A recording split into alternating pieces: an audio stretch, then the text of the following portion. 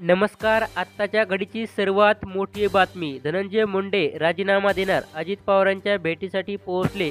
घडामोडींना वेग. बीड जिल्ह्यातील केज तालुक्यातील मस्साजोग सरपंच संतोष देशमुख यांचं अपहरण करून हत्या करण्यात आली आहे. हे प्रकरण आता चांगलंच तापलं आहे. या प्रकरणात मंत्री धनंजय मुंडे यांच्या राजीनाम्याची मागणी देखील केली जात आहे. जोपर्यंत संतोष देशमुख यांच्या कुटुंबाला न्याय मिळत नाही तोपर्यंत धनंजय मुंडे यांनी राजीनामा द्यावा अशी मागणी होत आहे. या प्रकरणात आज सर्व पक्षीय नेत्यांनी राज्यपालांनी भेट घेतली. धनंजय मुंडे यांचा राजीनामा घ्यावा अशी मागणी राज्यपालाकडे केली आहे. पण सर्व पक्षीय नेत्याकडून करण्यात आली आहे. या प्रकरणात दबाव वाढत आहे. दरम्यान मोठी बातमी समोर येत आहे ती म्हणजे मंत्री धनंजय मुंडे हे उपमुख्यमंत्री अजित पवार यांच्या भेटीसाठी पोहोचले आहेत.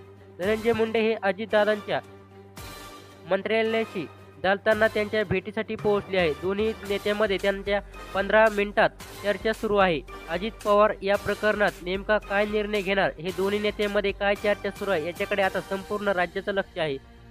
सर्व पक्षीय नेत्यांनी घेतलेली राज्यपालांची भेट दरम्यान आज सर्व पक्षीय नेत्याकडून आज राज्यपालांची भेट घेण्यात आली. धनंजय मुंडे यांचा राजीनामा घेण्यात यावी अशी मागणी त्यांनी राज्यपालाकडे केली आहे. पण या प्रकरणात लक्ष घालून असं आश्वासन देखील यावर राज्याकडून देण्यात आलं आहे की आतापर्यंत उद्या सर्वजण मंत्री चंद्रशेखर बावनकुळे यांची भेट घेणार अशी माहिती आमदार सुरेश धस यांनी दिली आहे.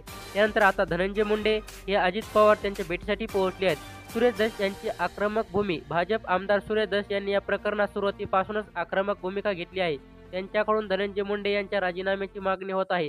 एवढंच नाही तर अजित पवार हे धनंजय मुंडे यांना पाठीशी घालत आहेत असाही आरोप यावेळी सुरेश धस यांनी केला आहे. आता हे प्रकरण आणखीन तापण्याची शक्यता आहे. नवीन अपडेट मिळवण्यासाठी आपल्या चॅनलला सबस्क्राईब करा. धन्यवाद.